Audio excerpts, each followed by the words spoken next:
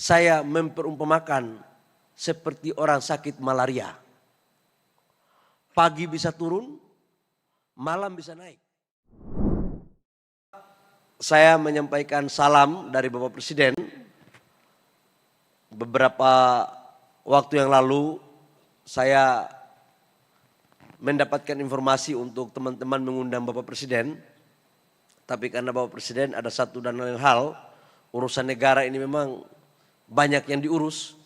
Jadi beliau menyampaikan salam hangat untuk seluruh teman-teman yang hadir pada hari ini. Pertama-tama marilah kita panjatkan puji syukur kita kepada Allah Tuhan Maha Kuasa, karena atas limpahan rahmat-Nya lah pada hari ini kita dapat berkumpul dalam rangkaian pembukaan acara Indonesia International Geothermal Convention and Exhibition IGC 2026. Bapak Ibu semua, saya tidak akan ngomong panjang karena tadi dari Ketua Asosiasi sama Ibu Enia sudah menjelaskan teknis. Namun saya mau sampaikan beberapa informasi. Kita tahu bahwa sampai dengan hari ini kondisi geopolitik dunia tidak ada satu orang pun yang dapat memprediksi kapan ketegangan ini selesai. Dampaknya apa?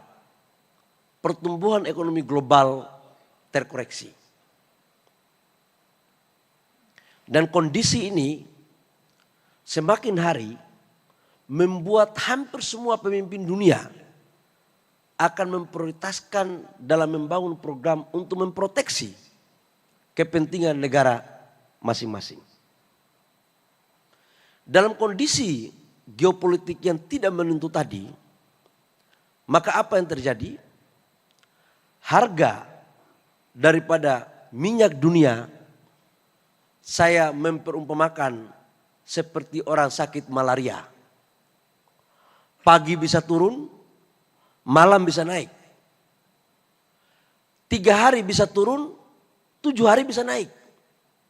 Tergantung daripada kesepakatan dan isu yang dibangun antara Selat Hormuz dikuasai oleh siapa dan sudah ditutup atau sudah dibuka. Bayangkan kalau hampir semua dunia menggantungkan hidupnya di sektor energi gara-gara Selat Hormuz, di mana letak kedaulatan dan kemerdekaan sebuah bangsa, termasuk Indonesia. Dan atas dasar pemikiran itu, Bapak Presiden Prabowo memerintahkan kepada kami untuk segera mencari terobosan-terobosan alternatif dalam rangka mendorong kedaulatan energi kita. Bapak Ibu semua, hari ini Indonesia pada kuartal kedua pertumbuhan ekonominya masih di angka 5,21% atau di atas 5%. Rata-rata pertumbuhan ekonomi kita di semester pertama 5,45%, hampir 5,5%. Dan ini salah satu pertumbuhan ekonomi terbaik di dunia di antara negara-negara G20. Dengan inflasi kita di bawah 3%. Nah, dalam perspektif itu kemudian kalau kita mendorong kepada konsensus Paris Agreement, itu kan kita berbicara tentang net zero emission dan memakai energi baru terbarukan. Indonesia akan tetap konsisten untuk menjalankan apa yang menjadi kesepakatan terkait dengan Paris Agreement. Kita akan mendorong net zero emission kita pada 2050 sampai dengan 2060. Sekalipun kita tahu bahwa konsensus ini ada sebagian negara tidak komit.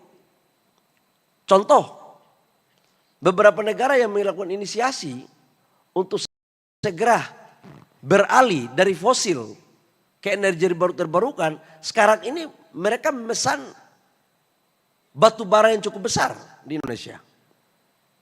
Jadi kita kadang-kadang inkonsistensi kesepakatan global. Yang orang Papua bilang tulis lain, baca lain, bikin lain. Dan ini terjadi. Amerika sendiri keluar daripada komitmen Paris Agreement.